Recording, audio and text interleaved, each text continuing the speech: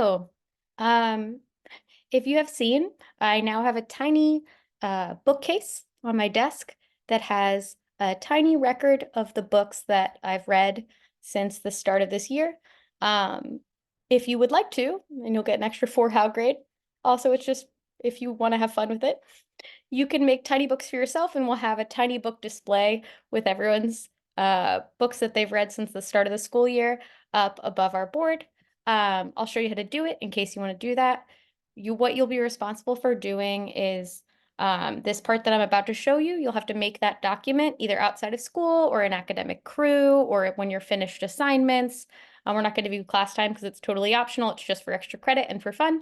And then we will choose a day, probably at the end of next week, where if you want to make them into physical books and you need the supplies, we'll have our room open for lunch and you can come in and we'll have the supplies and I'll have printed your documents for you so you can go from the document that I'm about to show you to actual tiny books. So let's get into it. I did this in Canva, so I'll show you what my document looks like in Canva. For me, I just did books since 2024, but we're picturing you doing them since the start of the year. You'll see I had to get a copy of the book cover. I just Googled it. This is a book I haven't added to my bookshelf yet, so I just Googled it for a copy of the book cover.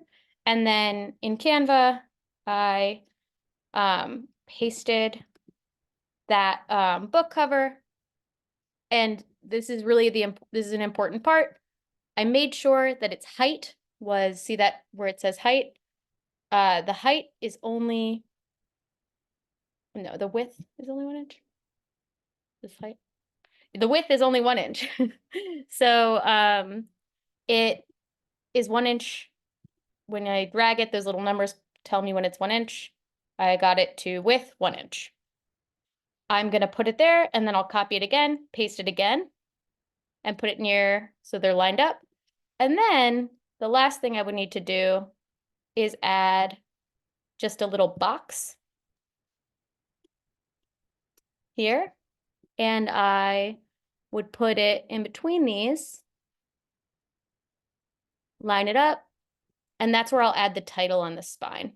So I can actually type in there. If I add a text box on top of it, and that one's called A Court of Wings and Ruin. I'm going to make it real small and spin it around so it can go on the spine of my book, and I'll drag it on there. So you just do that for each of the books you've read since the start of this year. You might have to play with the font size and stuff to make sure it fits. And then, oh, look, you have a tiny book that you'll be able to print out and then fold into a tiny physical book that you can add fake pages to. So this is the thing you need to do outside of class is just look back. You can use your bookmarks in the classroom to get a list and find all of the books you've read since the start of the year, and you'll make a file either here, or if you want to, I just find it a little bit harder, but if it is easier for you, you can also do it in a blank Google document and just paste that little book cover in here, insert a picture. And you would just need to